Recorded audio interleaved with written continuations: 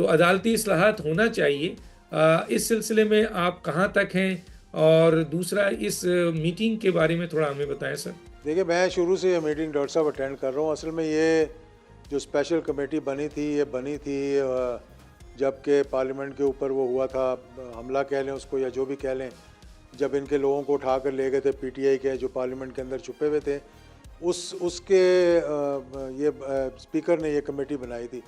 Purpose था कि inquiry करवाने का, और पर्पस था कि उन लोगों को थोड़ा सा वो मतलब उनकी बेलें शेलें करवा दें और एक माहौल को बेहतर करने का। लेकिन क्योंकि वो कमेटी जो बनी उसमें rules and procedure, constitution, parliament and parliamentarians, ये 4 चीज़ें डाली गई थी। तो उसमें ये कॉन्स्टिट्यूशन भी आ गया, तो कॉन्स्टिट्यूशनल अमेंडमेंट ज़्यादा ज़ोर पकड़ गई उसके अंदर। और उसी वक्त ये हो रहा था कि फिर वो जो ऑल पार्टीज़ जो 15 लोग उसके अंदर शामिल थे जो मेंबर थे, उसमें फिर बिलावल भुट्टो साहब भी आ गए, मौलाना फजल रहमान साहब भी आ गए, और वो एक हाई मैं कहता हूँ कि लेवल की कमेटी बन गई। उसमें डिप्टी प्राइम मिनिस्टर साहब भी हैं और सारी जमातों के रिप्रेजेंटेशन उसके अंदर है। अब सेनेट की भी एज स्पेशल इन्वाइटी उधर डाल दिया। अभी तक देखें बड़ा अभाम था वहाँ पे डॉक्टर साहब, मैं मतलब बड़ा खुल के बात कर रहा हूँ, क्योंकि मैंने आज ये कहा भी वहाँ पर कि जी आप छोटी जमातों को समझ रहे हैं कि टेकन फॉर ग्रांटेड है, इसीलिए ये मसवदा जो है वो कह रहे हैं जी ये पीपल पार्टी का मसवदा है, ये JUIF का मसवदा है, ये हुकूमत का मसवदा है, PMLN का, हुकूमत का नहीं PMLN का मसवदा है। तो ये आपस में बातें कर रहे थे और मसवदा था ही कहीं नहीं। मतलब वो ब्रीफिंग दे रहे हैं मसवदे पे 1 घंटे की, लेकिन मसवदा है ही कोई नहीं।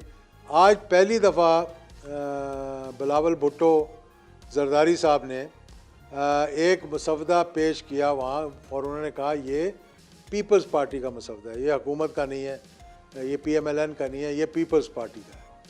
और JUIF का उन्होंने कहा कि अब ये भी एक मसवदा तैयार कर रहे हैं, और हम दोनों अपने मसवदों को जो है वो इकट्ठा देखकर उसमें जो पॉइंट्स हैं जिन पे के एमिकेबली एग्री कर सकते हैं, हम उनको इकट्ठा करके फिर हम जाएंगे PTI के पास, उनसे भी बात करेंगे।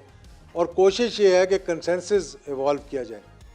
सब इस बात पे मुत्तफ़िक हैं, बार्स भी इस बात पे मुत्तफ़िक हैं कि आइनी इस्लाहत या अदालती इस्लाहत होनी चाहिए। आइनी अदालत बनने में भी कोई अभाम नहीं है, इंडिया के अंदर भी है, लेकिन उन्होंने बेंच बनाया हुआ है, आइनी बेंच बनाया हुआ है, जो सीनियर 5 उनके होते हैं जजेस, उनको वहाँ बैठा देते हैं।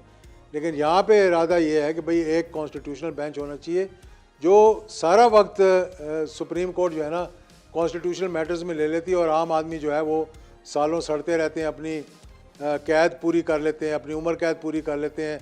बेगुनाह लोग जो है वो 25-25 साल 26-26 साल जेल काट के बाहर निकलते हैं, तो पता लगता है ये बेगुनाह थे, क्यों टाइम ही नहीं आता उनके पास।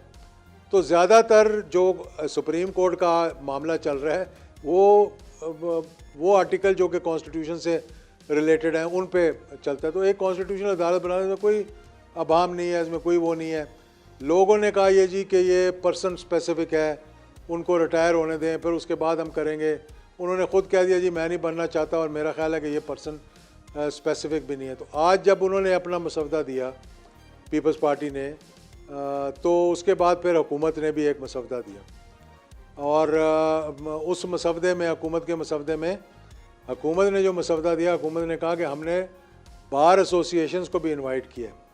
तो उनके मसवदे में उन्होंने कहा ये हमारा प्रपोज़ल है, और इसके साथ इस अमेंडमेंट पे ये बार एसोसिएशंस जो उनको मिलने के लिए आए थे ये उनका है।